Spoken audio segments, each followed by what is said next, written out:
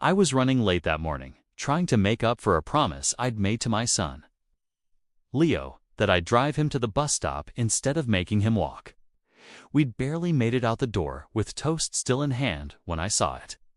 As I pulled up to the corner, my heart stopped. There was Leo, my 12-year-old, his small shoulders hunched, backpack clutched tightly to his chest, standing face to face with a middle-aged woman in a perfectly pressed pantsuit. Her manicured finger jabbed the air just inches from his face. Even from 50 feet away, I could see the fear in my boy's eyes. I've never seen.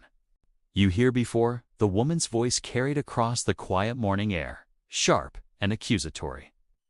This is a private neighborhood bus stop. I need to see your proof of residence right now, or I'm calling security. A few other parents and kids stood nearby, watching with uneasy silence. No one stepped in.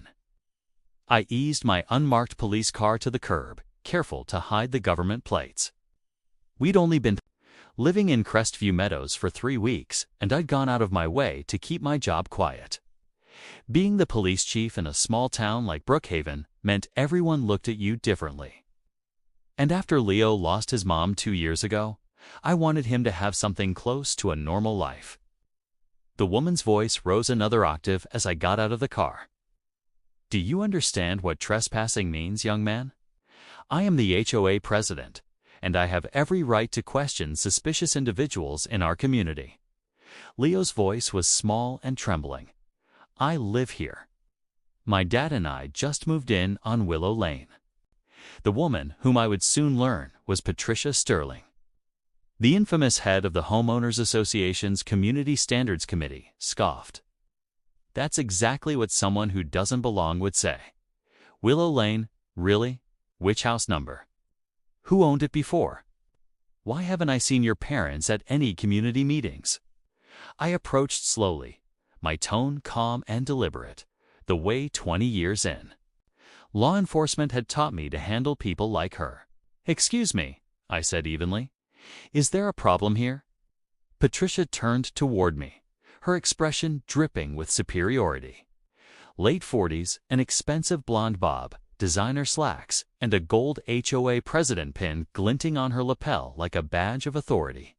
She barely spared me a glance. I'm handling a situation, she said curtly. This child claims.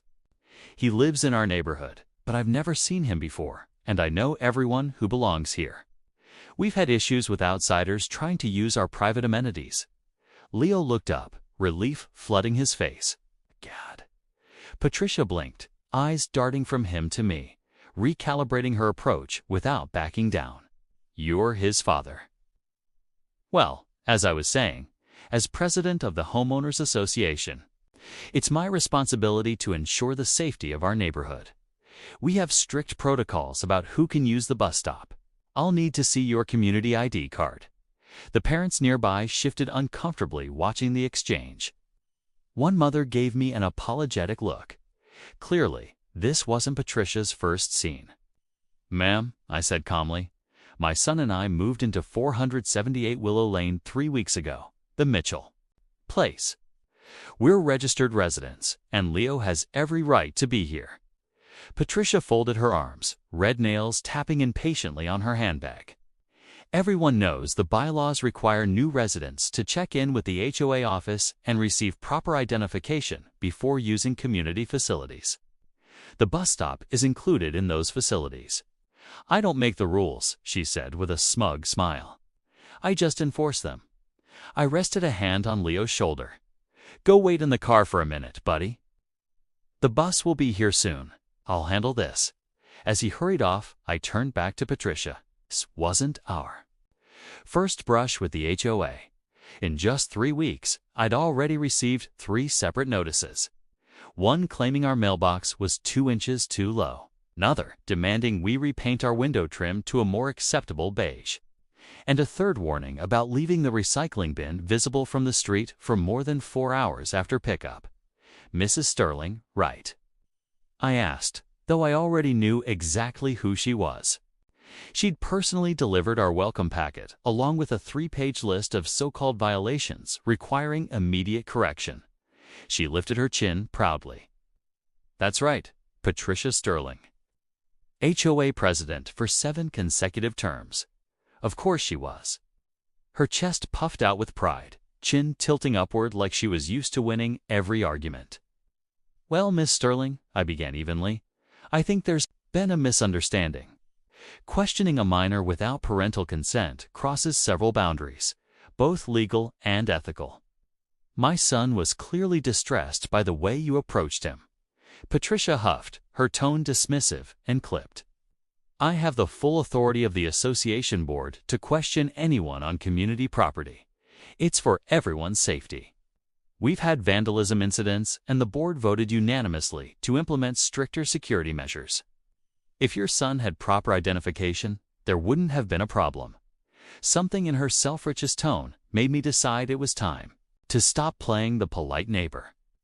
I reached into my jacket and pulled out my badge, keeping it low enough so the kids couldn't see, but high enough for her to recognize exactly what it was. Chief David Miller, I said quietly. Brookhaven Police Department. I believe you were just harassing my 12-year-old son while he was waiting for his school bus. That's not only against HOA regulations, Ms. Sterling. It could also be considered intimidation of a minor under state law. The change was instant and almost comical. Her face drained of color. The power she'd worn so proudly moments ago evaporated into panic. Her mouth opened, then closed again, before she finally managed to stammer. Chief, I had no idea you were. This is just a misunderstanding. I was simply doing my duty as HOA president to ensure community safety. If someone had told me who you were, that's the problem, Miss Sterling. I cut in, my tone controlled but firm. You shouldn't need to know that I'm the police. Chief, to treat a child with basic decency and respect. Any child, regardless of who their parent is, deserves better than to be interrogated and accused of trespassing on their way to school. The sound of the approaching school bus rumbled in the distance. I motioned for Leo to come back. Patricia was visibly shaken now, trying to recover her composure. But the other parents weren't pretending anymore. They were watching her every move, some with disbelief, others with quiet satisfaction. I'll be filing an official report about this incident, I continued calmly. Not as a resident, but as a law enforcement officer concerned about the harassment of minors in this neighborhood. And I'd like to review the specific HOA bylaw that supposedly grants you authority to interrogate children without a parent present. I imagine your board's legal counsel will be very interested in that policy. A murmur rippled through the small crowd. Then one mother stepped forward hesitantly. She did the same. Thing to my daughter last month, she said. Accused her of bringing a friend from outside the neighborhood and threatened to fine us. We didn't say anything because Patricia runs the violation committee. Another parent nodded. She had my landscaping crew banned from the neighborhood because they parked their truck in my driveway for 10 minutes. Cost me nearly $1,000 to find someone new. Patricia's face turned bright red again, but this time it wasn't authority fueling it. It was humiliation. This is ridiculous, she sputtered. I've devoted 8 years to keeping this community safe and maintaining our property values. You have no idea what would happen if we didn't have proper standards and enforcement. The bus squealed to a stop beside us. I crouched to give Leo a quick hug. Have a good day at school, buddy, I said softly. Don't worry about any of this. Once the children had boarded, I straightened and turned back to Patricia, who was now clutching her designer handbag like a shield. Ms. Sterling, I said firmly, I expect to see you at the police station this afternoon to give a formal statement about your conduct. Specifically, your practice of questioning minors. 3 o'clock should work. Her jaw dropped. You can't seriously think this warrants police involvement? I was just doing my job. Harassment isn't anyone's job, I replied coolly. And targeting.